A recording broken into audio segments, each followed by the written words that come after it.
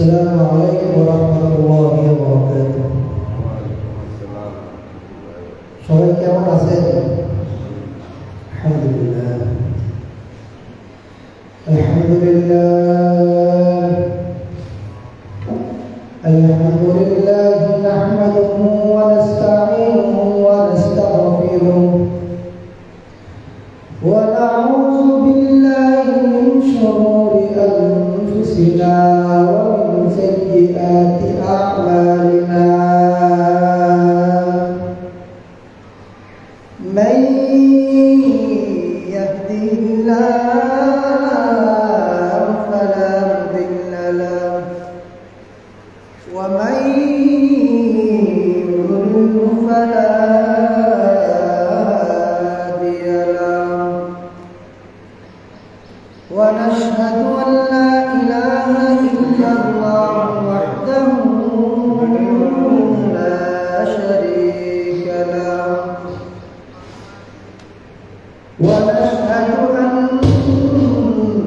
سيدنا وسندنا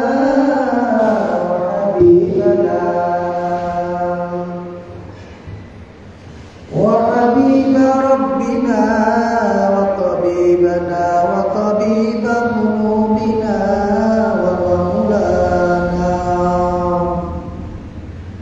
ومولانا محمدا عبده ورسوله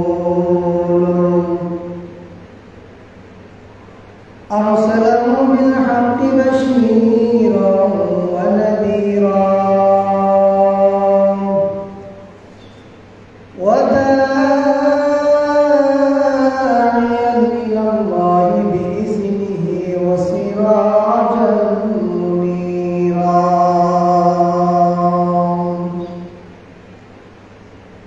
فقد قال الله تعالى في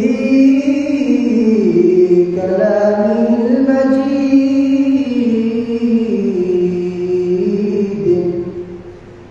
وفي فرقان الحميد.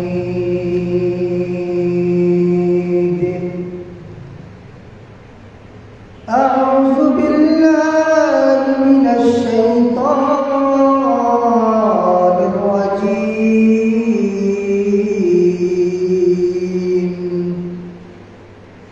بسم الله الرحمن الرحيم.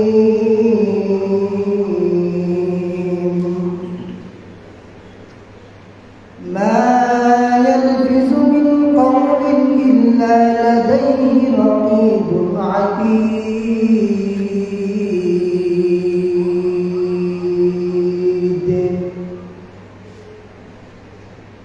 قال النبي صلى الله عليه وسلم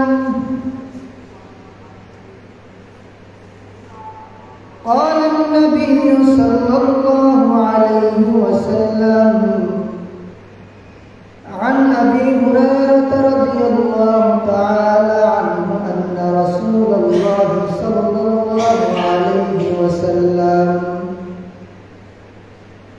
قال من كان يؤمن بالله واليوم الآخر فليقل خيرا أو ليصمت أو كما قال النبي عليه الصلاة والسلام. صدق الله مولانا العظيم وصدق رسوله النبي الكريم ونحن على ذلك من الشاهدين والشاكرين والحمد لله رب العالمين. لا إله إلا الله لا إله إلا الله لا إله إلا الله لا إله إلا الله لا إله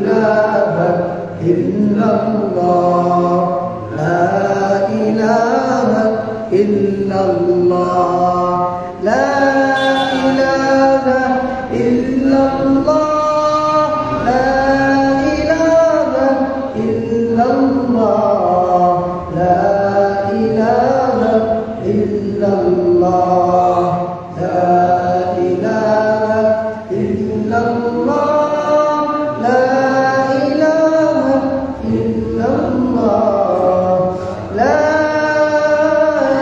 ইলাহা ইল্লাল্লাহ মুহাম্মাদুর রাসূলুল্লাহ সাল্লাল্লাহু আলাইহি ওয়াসাল্লাম कौनैन का मुख्तार खुदा तुमको बनाया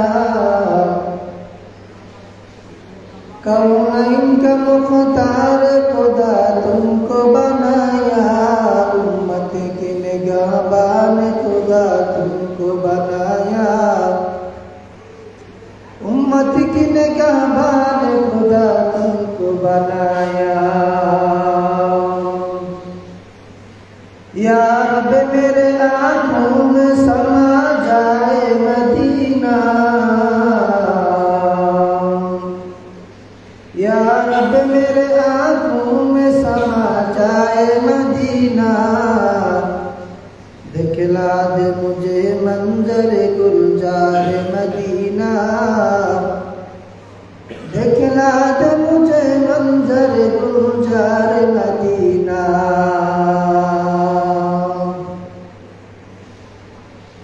अल्हम्दुलिल्लाह मैं परवरदिगार आलम दरबारे शुक्रिया आदाय करी जे आल्लाह रब्बुल आलामीन আমাকে আপনাকে দয়া করে মায়া করে ভালোবেসে মহব্বত করে আজকে সপ্তাহের শ্রেষ্ঠতম দিন জুমার দিনে বরকতময় দিনে উত্তম একটা দিনে আল্লাহ রাব্বুল আলামিনের ঘরে এসে যথাসময়ে আসার এবং বসার তৌফিক দান করেছেন এবং আল্লাহ তাআলা আমাদের সবাইকে সুস্থ রেখেছেন এই জন্য রব্বে কারীমের প্রশংসা আদায় করি আলহামদুলিল্লাহ আলহামদুলিল্লাহ। আমি আপনাদের সামনে যে আয়াত কারিমা তেলাওয়াত করেছি যে বিষয়টা নিয়ে আলোচনা করার ইচ্ছা করেছি সেটা হলো জবানের হেফাজত। জবানের হেফাজত সম্পর্কে কিছু সংক্ষিপ্ত আলোচনা করবো। আল্লাহ রাব্বুল আলামিন গুনাহগার বান্দার মুখ থেকে যাতে কিছু গুরুত্বপূর্ণ কথা বাহির করে যেগুলো আপনাদের জীবনে চলার পাতে এবং পথে হয়।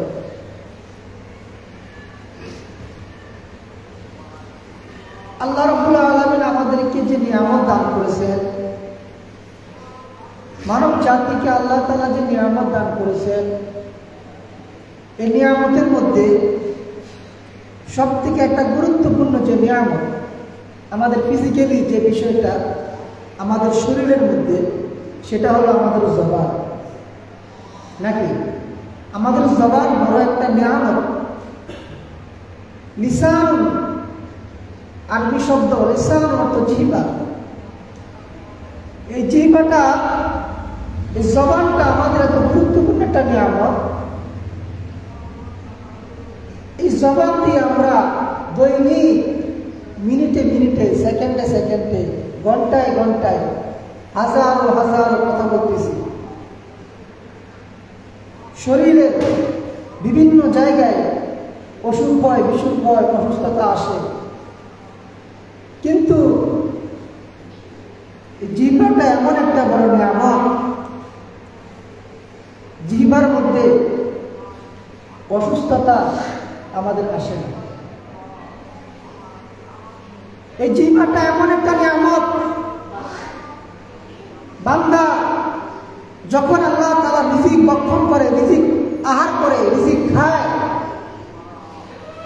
এই জিহ্বার মাধ্যমে বান্দা রিজিকের স্বাদ আস্বাদন অনুবাদন করে। ঠিক কিনা? একটা সুস্থ মানুষ যখন কোনো কিছু আহার করে তখন তার মুখে দেওয়ার আগে দেখেন আল্লাহ তাআলা কত বড় বিজ্ঞানী, কত বড় দয়ালু আমাদের জন্য। চিন্তা করেন,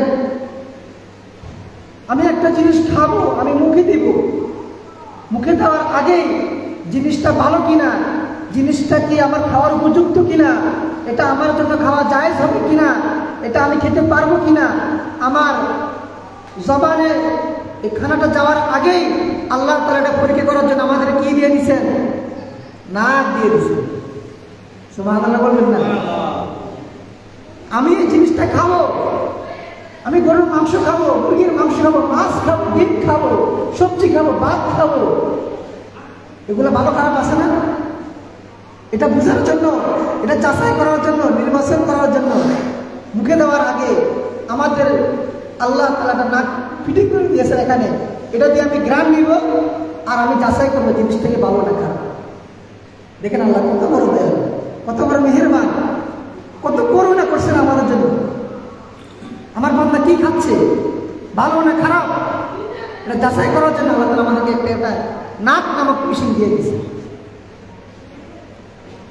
এই যে আমাদের জিহ্বা, আমাদের জবান, এটা অনেক দামি একটা সম্পদ ভাই। আপনি দেখেন আমরা এই যে আমাদের এখানে মিশিং চলতেছে, মাইক্রোফোনের মিশিং চলতেছে, বিভিন্ন মাহফিলে অনেক মাইক থাকে না, মিশিং থাকে, 1 ঘন্টা 2 ঘন্টা 3 ঘন্টা 4 ঘন্টা দৈনিক কথা বলতেছে মাইক দিয়া। একটা মাহফিলে কয়েকজন বক্তা কথা বলতেছে মাইক দিয়া। এই মাইকগুলা গরম হয়ে যায়, এগুলোকে ঠান্ডা করার জন্য মিশিং থাকে, ফ্যান থাকে, বাতাস দিয়ে ঠান্ডা করে। কিন্তু আপনি কি চিন্তা করছেন, আপনি কি চিন্তা করছেন একটা বার যে আমি যে দৈনিক এই জিহ্বা দিয়া হাজারো হাজারো কোটি কোটি কথা সাপ্লাই করতেছি, আমার এই জিহ্বা নামক মেশিনটাকে কে বাতাস দিল? আমার এই জবানটাকে কে হেফাজত করতেছে? আমার এই জিহ্বাটাকে কে বাতাস করতেছে? মানুষের অনেক রোগ হয়, অনেক অসুস্থতা আসে, কিন্তু জিহ্বার মধ্যে রোগ ব্যাধি খুব কি আসে? কম আসে, আসে না? আইয়ুব আলাইহিস সালাম ওনার শরীরের মধ্যে, সমস্ত শরীরের মধ্যে বিসি উঠে গেল, ওনার পুরো শরীরের মধ্যে রোগ হয়ে গেল, এমন একটা ভাইরাস জনিত রোগ যে ওনার পাশে যদি কেউ থাকে তাহলে তার গায়ের মধ্যেও রোগটা চলে যাবে। এক পর্যায়ে আইয়ুব আলাইহিস সালামের স্ত্রী পর্যন্ত আইয়ুব আলাইহিস সালামকে ছেড়ে চলে গেল। ওনার পাশে কেউ আসতে চায় না। আল্লাহ তাআলা এমন একটা রোগ ওনাকে দিয়েছেন। আইয়ুব আলাইহিস সালাম আল্লাহ তাআলার দরবারে দোয়া করতেছে, আয় আল্লাহ, আপনি আমার পুরা শরীরের মধ্যে রোগ দিয়ে দিয়েছেন, একটা ভাইরাস জনিত রোগ দিয়ে দিয়েছেন, এমন একটা রোগ দিয়েছেন আমার পার্শ্ববর্তী কেউ থাকতে চায় না। কিন্তু আল্লাহ, আপনি আমাকে যে জিহ্বা দান করছেন, এই জিহ্বা নামক মেশিনটার মধ্যে আপনি কোনো রোগ দিবেন না। এই জিহ্বার মধ্যে যদি আপনি কোনো রোগ দেন, আমি আইয়ুব আপনার জিকির করতে পারবো না। সুবহানাল্লাহ। আল্লাহ, আপনি আমার পুরো শরীর রোগ দিয়েছেন, আমার মাথা থেকে পা পর্যন্ত যে রোগ দিয়েছেন, আমি অসন্তুষ্ট না। আমি কি অসন্তুষ্ট না? আমার স্ত্রী চলে যাক, যাক, আমার সন্তান চলে যাক, যাক, আমার কোনো দুঃখ নাই, আমার কোনো আফসোস নেই। হবে আল্লাহ, আমার একটা আবদার, আমার একটা আকুতি, আমার একটা বিনতি হলো, ও আল্লাহ, আমাকে যে জিহ্বা দিয়েছেন, আমার জিহ্বার মধ্যে আপনি কোনো রোগ দিয়েন না। আমি এই জিহ্বা দিয়ে আমি যাতে আপনার জিকির করতে পারি, আমাকে এই সুযোগটা দিয়েন। সুবহানাল্লাহ। দেখছেন, উনি বলতেছে, আল্লাহ, আমার জিহ্বার মধ্যে কোনো রোগ দিয়েন না, যাতে আমি আপনার জিকির করতে না পারি, আপনাকে ডাকতে না পারি, এই আমল থেকে আপনাকে গাফেল করিয়ে দিই। এই জন্য মুসলমান ভাইরা আমার, কিন্তু বাবারা, পর্দার আড়ালের মা ও বোনেরা, যুবক ভাইরা, এই জিহ্বা দিয়ে আমি দৈনিক কত হাজার ও হাজার কথা বলতেছি না, কোটি কোটি কথা বলতেছি, কিন্তু আমাদের জিহ্বার মধ্যে কখনো ব্যথা অনুভব করছেন? কেউ বলতে পারবেন আমি এই যে আমি কথা বলতেছি আধা ঘন্টা 20 মিনিট 30 মিনিট ওয়াজের ময়দানে কথা বলি, 1 ঘন্টা 1.5 ঘন্টা কথা বলতেছি, কখনো তো আমরা অনুভব করিনি যে আমার জিহ্বার মধ্যে ব্যথা হচ্ছে, কথা বলতে পারতেছি না। এমন কোনো ইতিহাস শুনছেন কোনো বক্তার জবাব থেকে, কোনো আলোচকের জবাব থেকে, কোনো লেকচার, কোনো সাংবাদিকের থেকে যে আমি কথা বলতে পারতেছি না, আমার জিহ্বায় ব্যথা হচ্ছে? শুনছেন? শুনেন। তাহলে এখন আসেন ভাই, এই যে একটা গুরুত্বপূর্ণ নিয়ামত আল্লাহ তাআলা আমাকে দান করছেন, আপনাকেও দান করছেন, এই জবাব দিয়ে আমরা দৈনিক হাজার লক্ষ কোটি কথা বলতেছি, আমার জিহ্বার মধ্যে ব্যথা হচ্ছে না, কষ্ট হচ্ছে না। এই জিহ্বা দিয়ে আমি কত গীবত শিকায়ত করতেছি, পরনিন্দা করতেছি, গালিগালাজ করতেছি, খারাপ কথা বলতেছি। আল্লাহ রাব্বুল আলামিন পবিত্র কালামের মধ্যে ইরশাদ করেন, মা ইয়ালফিযু মিন কওলিন ইল্লা লাদাইহি রাকীবুন আতীদ। আল্লাহ সুবহানাহু ওয়া তাআলা বলেন, সে মানুষ যে কথা উচ্চারণ করে, অর্থাৎ আমরা মানুষ যে কথাগুলো উচ্চারণ করি তাই গ্রহণ করার জন্য তার কাছে সদা প্রস্তুত প্রহরী রয়েছে। অর্থরা খেয়াল করবেন, আমরা মানুষ যে কথা বলি, আমরা জিহ্বা দিয়ে যে কথা বলি, জবাব দিয়ে যে কথা বলি, এই আমাদের জিহ্বার কথাগুলো সংরক্ষণ করার জন্য 2 জন প্রহরী আল্লাহ তাআলা নিযুক্ত করে দিয়েছেন। সুবহানাল্লাহ। 2 জন ফেরেশতা আল্লাহ তাআলা জিহ্বার জন্য কি করে দিয়েছেন? নিযুক্ত করে দিয়েছেন। আপনি যখন জিহ্বা দিয়ে আল্লাহ আল্লাহ নামের জিকির করেন, আল্লাহ তাআলার প্রশংসা করেন, আপনি যখন জিহ্বা দিয়ে ভালো কথা বলেন, আপনি যখন জিহ্বা দিয়ে আল্লাহু আকবার উচ্চারণ করেন, তখন সাথে সাথে ফেরেশতারা ওই কথাটা আয়ত্ত করে নেয়, সংরক্ষণ করে নেয়। আপনি যখন জিহ্বা দিয়ে খারাপ কথা বলেন, আপনি যখন জিহ্বা দিয়ে গালিগালাজ করেন, আপনি যখন জিহ্বা দিয়ে মিথ্যা কথা বলেন, ওই কথাটাও সাথে সাথে ফেরেশতারা সংরক্ষণ করে রাখে। তাহলে চিন্তা করেন ভাই, এই জিহ্বাটা আমাদের জন্য কত বড় নিয়ামত। এই জিহ্বার কথাটাকে সংরক্ষণ করার জন্য 2 জন ফেরেশতাকে আল্লাহ তাআলা কি নিযুক্ত করে দিয়েছে। আপনি দৈনিক কত কথা বলতেছেন, সকাল থেকে সন্ধ্যা পর্যন্ত, রাত্র পর্যন্ত। আপনি চাইলে এই জিহ্বার মাধ্যমে আমল করতে পারেন, আপনি চাইলে জিহ্বা দিয়ে হাজার হাজার নেকি কামাইতে পারেন, আপনি চাইলে এই জিহ্বার মাধ্যমে হাজারো হাজারো কোটি কোটি গুনাহ কামাইতে পারেন। পারেননি? আমরা কথা বলি কি দিয়া? জিহ্বা দিয়া। দেখেন ভাই, আপনার জিহ্বা আছে, আপনি জিহ্বা দিয়া ভালো কথা বলেন না, খারাপ কথা বলতেছেন। আরেক ভাইয়ের জিহ্বা আছে, জিহ্বা থাকা সত্ত্বেও কিন্তু কথা বলতে পারে না। আছে না? আসেনি? আপনি চায়ের দোকানে বসছেন, আপনি মুদি দোকানে বসছেন, বৈশাই আপনার শুরু হয়ে গেল গীবত।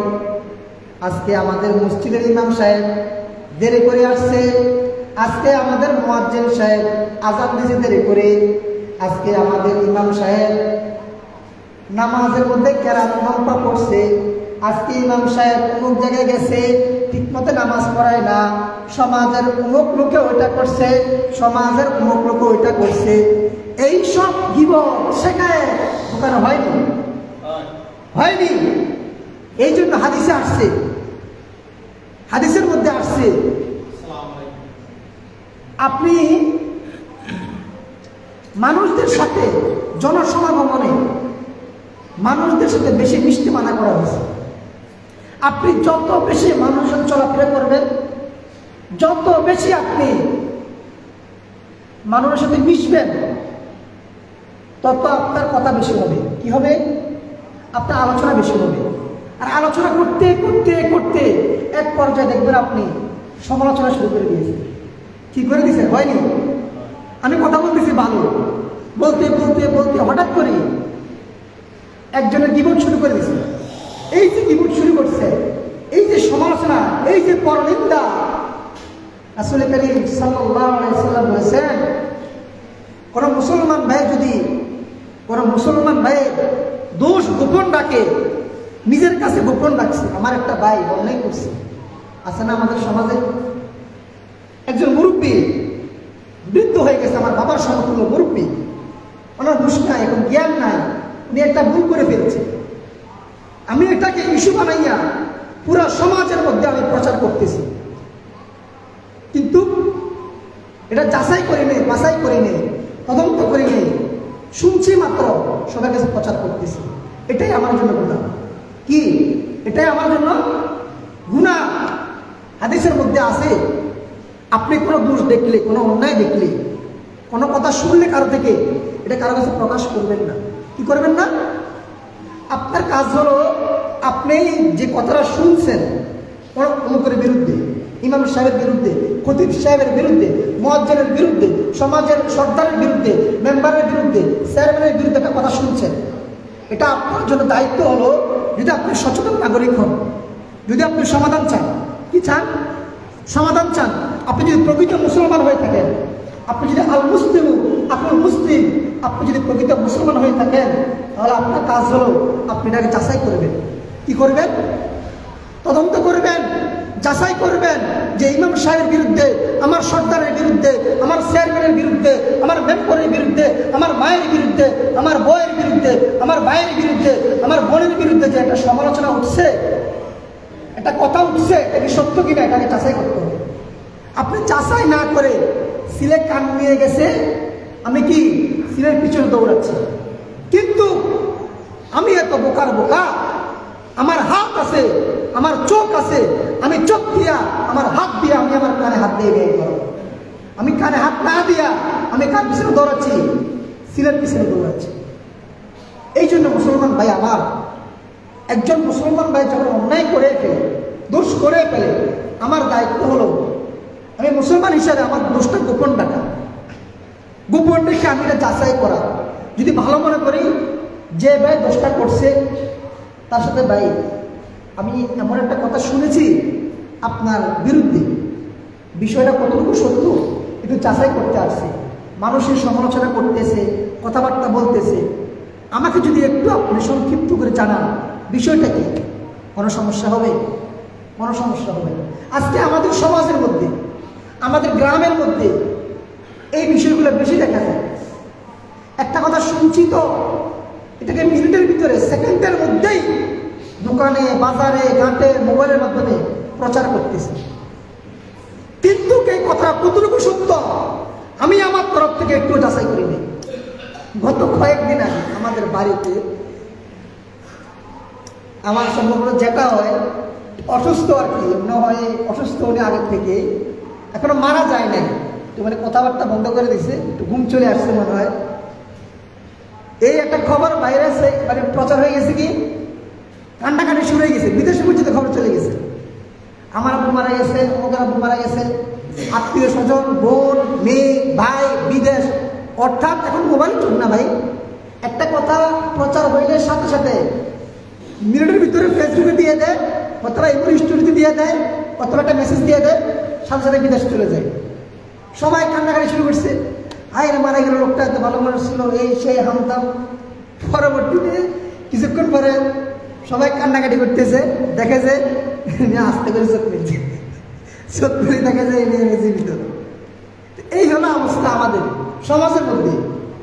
মানে আমরা কোনো কিছু শুনলে এটা যাচাই করি না, বাছাই করি না। আমাদের এই জবান, এই জিহ্বা এমন একটা জিনিস ভাই, এটা এমন একটা নিয়ামত, আপনি চাইলে এই জিহ্বা দিয়া ভালো কাজ করতে পারেন, আপনি চাইলে এই জিহ্বা দিয়া খারাপ কাজ করতে পারেন, পারেন না? আমরা দেখেন ভাই, গীবত করা, পরনিন্দা করা এটা বড় খারাপ বিষয়, ভাই বড় খারাপ বিষয়। হাদিসের মধ্যে আসছে আল মুসলিম মান সালিম আল মুসলিমুনা বিল লিসানিহি ওয়া ইয়াদিহি। খাঁটি মুসলমান ওই ব্যক্তি, খাঁটি মুসলমান হলো ওই ব্যক্তি যার হাত, কি যার হাত এবং জবান থেকে, কি থেকে, যার হাত এবং জবান থেকে অপর মুসলমানরা কি থাকে, নিরাপদ থাকে। আপনার পাড়া প্রতিবেশী, আপনার আশেপাশে যারা আছে, আপনার জবান থেকে, আপনার হাত থেকে তারা নিরাপদ আছে। এখন আপনি বলেন কিভাবে নিরাপদ? আরে ভাই, নিরাপদ থাকার অনেক অপশন আছে। আপনি কাউকে হাত দ্বারা মারেন নাই, কাউকে হাত দ্বারা ক্ষতি করেন নাই, এই হাত দ্বারা আপনি কারো ধ্বংস করেন নাই, কারো খারাপ চান নাই, এই জবান দিয়ে আপনি কারো গীবত করেন নাই, শেখায়ত করেন নাই, এই জবান দিয়ে আপনি সবসময় মানুষের ভালো কাজ করার চেষ্টা করছেন।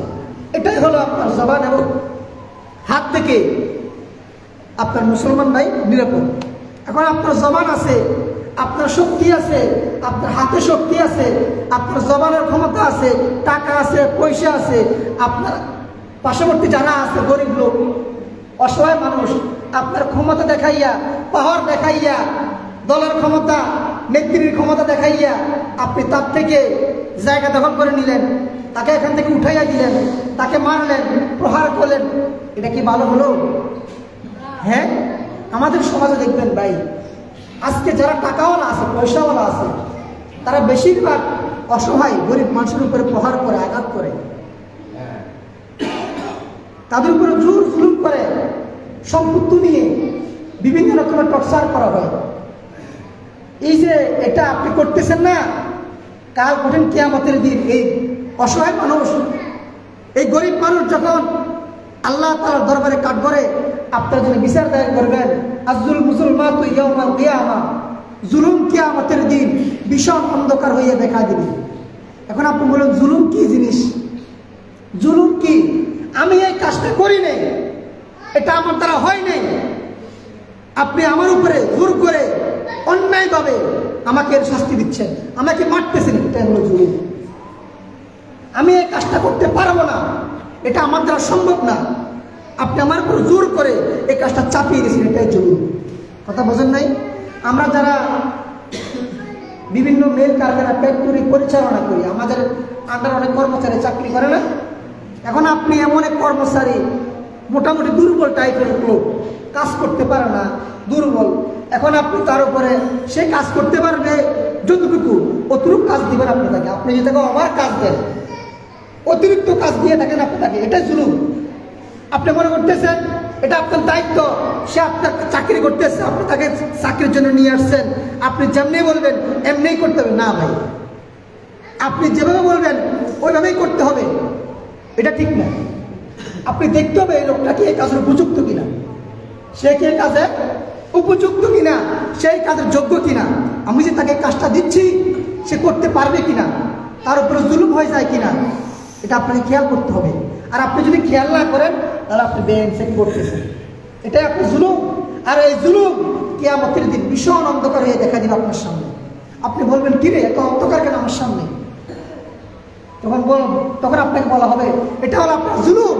আপনি দুনিয়াতে জুলুম করছেন না, অন্যায় করছেন না, অবিচার করছেন না, অসহায় গরিব মানুষের উপর অত্যাচার করছেন, জুলুম করছেন, এটাই আপনার শাস্তি আছে। এই জন্য প্রিয় ভাইয়েরা আমার, বৃদ্ধ বাবারা, যুবক ভাইয়েরা, পর্দার আড়ালে মা ও বোনেরা, এই জবান বড় এক দামি এক সম্পদ। আমরা দেখেন আজকে আমাদের সমাজের মধ্যে যখন আমরা কারোর সাথে কথা বলি, ঝগড়া করি, আমাদের জবান দিয়ে বাংলা ভাষা বাইর হয়। কি হয়? বাংলা ভাষা বোঝেন না, বাংলা গাইল বাইর হয়। কি বলবো এখন, কত রকমের গাইল, মাকে নিয়ে, বাপকে নিয়ে 14 গোষ্ঠী মনে উত্তর করে ফেলবি। কি এমনি কথা বলা যায় না? জবান দিয়ে এমনি কথা বলা যায় না? আপনি ওনাকে বলতেছেন, উনি আপনাকে বলতেছে, এমনি বলেন না, সমস্যা কি? গালিগালাজ করেন কেন? মাকে নিয়ে, ভাইকে নিয়ে, বোনকে নিয়ে। জবান কি আপনার বাপের দেওয়া সম্পদ? জবান কি আপনার মা দিছে? কথা বলেন না কেন? জবান আপনার বাবা দিছে? কে দিছে? এই জবান আল্লাহ তাআলা আপনাকে দিয়েছে। জবান আল্লাহ তাআলা দেওয়া বড় নিয়ামত। এই জবান দিছে আল্লাহ তাআলা আপনাকে জিকির করার জন্য, এই জবান দিছে আল্লাহ তাআলা আপনাকে কোরআন তেলাওয়াত করার জন্য, এই জবান দিছে আল্লাহ তাআলা আপনাকে সুন্দর সুন্দর ইসলামিক কথা বলার জন্য, ইসলামী বাণী অপরের নিকট পৌঁছানোর জন্য। এই জবান দিয়ে আপনি আপনার মন চাইলে যেমনি মন চাই এমনি কথা বলবেন। নো, আশরাফ আলী থানভী রহমতুল্লাহ আলাইহি, অনেক বড় আলেম, অনেক বড় ওলি, উনি একটা ঘটনা লিখছেন, সংক্ষিপ্ত করে বলতেছি। এক লোকের একটা ঘোড়া ছিল, একটা কি ছিল? ঘোড়া ছিল, ঘোড়া। এই ঘোড়াটার অভ্যাস ছিল কি জানেন? অভ্যাস ছিল এই ঘোড়া যখন প্রস্রাব করে, পায়খানা করে, সাথে সাথে সে পিছনের দিকে তাকাইয়া এই পায়খানা প্রস্রাবের কি গ্রাম নেয়, কি নেয়? এটা তার অভ্যাস, মানে এটা তাকে দেখতে হবে, এটার গ্রাম নিতে হবে, এটা তার অভ্যাস। এই জন্য ওই যার ঘোড়াটা, সেই ঘোড়া নিয়ে কোথাও সফর করতে বাইরে হয় না, স্মরণে তার থেকে গন্ধ আসে বা বিভিন্ন রকমের বাজে অভ্যাস। তো একদিন ওনারা দুইজন লোকে সফরে বাইরে হয়েছে, দূরে কোথাও সফরে যাচ্ছেন, সাথে আরো একটা ঘোড়া ছিল। দ্বিতীয় লোককে বলা হয়েছে, ভাই আমার ঘোড়াটা সামনে থাকবে, আপনার ঘোড়াটা পিছনে রাখবে। আমার ঘোড়াটা একটা অভ্যাস হলো, যখন পায়খানা করে, প্রস্রাব করে, পিছনের দিকে তাকাই একটা গ্রান নেই। আপনি যখন গ্রান নিবে তখন তাকে একটু চাবুক দিয়া প্রহার করবেন, যাতে সে পিছনের দিকে না তাকায়। চাবুক দিয়া প্রহার করবেন যাতে পিছনের দিকে না তাকায়। এইভাবে করতে করতে করতে করতে অনেক দূর চলে আসবে। আসার পরে ওই দ্বিতীয় লোকটা উনি ওনার গন্তব্যের দিকে চলে গেল, ওনার জায়গা এখানে শেষ, উনি অন্যদিকে চলে যাবে। আর প্রথম যে লোকটা, যার ঘোড়াটা বাজে অভ্যাস, উনি অন্যদিকে যাবে। তো যাওয়ার পরে প্রথম লোকটা উনি ওনার জায়গায় চলতেছে, যাওয়ার পরে দেখতেছে যে ঘোড়াটা দেখতেছে পিছনে ওনার যে ঘোড়াটা ছিল চাবুক দিয়ে আঘাত করতো, ঘোড়াটা এখন আর নাই। কি ওইটা এখন আর নাই, ওই লোকটা এখন আর কি নাই। তখন ওই ঘোড়াটা সাথে সাথে পিছন দিকে আবার আগের জায়গায় চলে আসছে। এটা বুঝতে পারছেন? যেখান থেকে রওনা করছে কি ওইখানে আবার কি আগের জায়গায় চলে আসছে। কেন আসছে জানেন? ওই যে ময়লাগুলোর গ্রান নিতে পারে নাই, ওইগুলো গ্রান নেওয়ার জন্য কি আবার সে আগের জায়গায় চলে আসছে। এটা তার অভ্যাস। সে গ্রান না নিলে কি তার অভ্যাস হয়ে গেছে, সে তার পায়খানা, তার প্রস্রাবের গ্রান নিতে হবে। তখন লোকটা বলতেছে, হায় আফসোস, হায় দুঃখ, এত কষ্ট করে, এত পরিশ্রম করে আমি এই দূর জায়গায় আমি সফর করে আসলাম, আমার ঘোড়াটা আবার আগের জায়গায় চলে গেল। আমার এই পরিশ্রম, আমার দূর জায়গাটা আসা ব্যর্থ হয়ে গেল না? আশরাফ আলী থানভী বলতেছে, এই ঘটনা কেন বলছি জানো? এই ঘটনা আমি এই কারণে বলছি, তোমরা যারা 5 ওয়াক্ত নামাজ পড়ো, রোজা রাখো, হজ করো, যাকাত দাও, তুমি মনে করতেছো তুমি ইসলামের উপরে পরিপূর্ণ আছো। তুমি কি 5 ওয়াক্ত নামাজ পড়ো, যাকাত দাও, হজ করো, তুমি ভালো মানুষ, তুমি হাজি সাহেব, তুমি গাজী সাহেব, তুমি বছরে একবার মক্কায় যাও, আর তোমার ভাইয়ের সম্পত্তি মারি খাও, তোমার ভাইয়ের সম্পত্তির হক বুঝাই দাও না, এইসব হজ করতে নিষেধ করা হয়েছে। বলছে বছরে একবার হজ করো, যাকাত দাও, রোজা রাখো, নামাজ পড়ো, তুমি ফাঁকা হাজি সাহেব, কিন্তু তোমার জবান দিয়ে তুমি খারাপ কথা বলো, তোমার জবান হেফাজত নাই। তোমার কি নাই? জবান কি নাই? হেফাজত নাই। তুমি যতই আমল করো, সামনের দিকে অগ্রসর হও, জান্নাতের কাছাকাছি চলে গেছো, এই সামনে জান্নাত, আমার আমল দিয়ে আমি সামনে কি চলে যাবো, জান্নাতে ঢুকে যাবো, এই জবান দিয়ে খারাপ কাজ করছো না? আবার এই ঘোড়া যেরকম পিছনে চলে গেছে, ঠিক তুমিও তোমার আমল আবার সেই পিছনে চলে যাবে। কথা বুঝতে পারছেন? এই জন্য জবান দিয়ে যারা খারাপ কথা বলেন, গীবত শেখায়ত করেন, আপনি মনে করতেছেন আপনি ভালো মানুষ, আপনার নামাজ ঠিক, রোজা ঠিক, হজ ঠিক, আপনার নবী সুন্নত দাঁড়িয়ে রাখছেন, 5 ওয়াক্ত নামাজ পড়েন, আপনি যদি জবান দিয়ে খারাপ কাজ করেন, গীবত করেন, শেখায়ত করেন, দায়ী, তাহলে আপনি ওই যে ঘোড়া যেরকম মাইলকে মাইল সফর করে সামনে চলে গেছে, গন্তব্যে একটু সামনে চলে যাবে, আবার ঘোড়া পিছনে চলে গেছে না? ঠিক আপনি যদি জবান দিয়ে খারাপ কাজ করতেছেন, আপনি মোটামুটি আমলের রাস্তায় আছেন, ভালো পথে আছেন, জবান দিয়ে খারাপ কাজ করতেছেন না, আপনিও ঠিক ঘোড়ার মতন আবার ওই পিছনে চলে যাবেন। তাহলে আপনার আমলের কোনো লাভ হলো? আপনার এই রোজা, হজ, যাকাতের কোনো লাভ নেই, কোনো লাভ নেই। আপনি যদি অপরের হক মেরে খান, অপরের সম্পদ মেরে খান, ভাই দুনিয়াতে আল্লাহ তাআলা সব কিছু আপনার গুনাহ ক্ষমা করে দিবে। আপনার যত গুনাহ আছে, গীবত, শেখায়ত, জিনা, ব্যভিচার, কবিরা গুনাহ, সগীরা গুনাহ সব ক্ষমা করে দিবে। কিন্তু আপনি যদি কোনো মুসলমানের হক মেরে খান, সম্পদ মেরে খান, একটা পয়সাও যদি মেরে খান, এইটার হিসাব আপনাকে জাররা জাররা পরিমাণ দিতে হবে কিয়ামতের ময়দানে। আপনি যদি কারো হক মেরে খান, হক বুঝাইয়া না দেন, এই হক দিয়ে যদি আপনি বছরে 10-12 হজ করেন, প্রত্যেক বছর হজ করেন, আপনি হাজি সাহেব, আপনি আলহাজ যদি 112 লাগান, আপনার আলহাজের কোনো দাম নাই, কোনো কি আপনার হাজি সাহেবের কোনো দাম নাই। আপনি অপরের হক মারি খান আর আপনি হজ করেন বছরে 1 বছর, এই হজের পুষ্টি কি লাগবে? কি গিলেই এই হজের পুষ্টি গিলেই, এরকম হজের দরকার নেই। আপনি ঋণ পরিশোধ করেন, আপনার ভাই ঋণ পরিশোধ করেন, টাকা ধার দিচ্ছেন, টাকা পরিশোধ করেন, এরপরে হজ করেন। আপনারা কে বলছে হজ করার জন্য? এই জন্য মুসলমান ভাইরা, আমার যে কথাগুলো বললাম, জবান অনেক বড় দামি এক সম্পদ।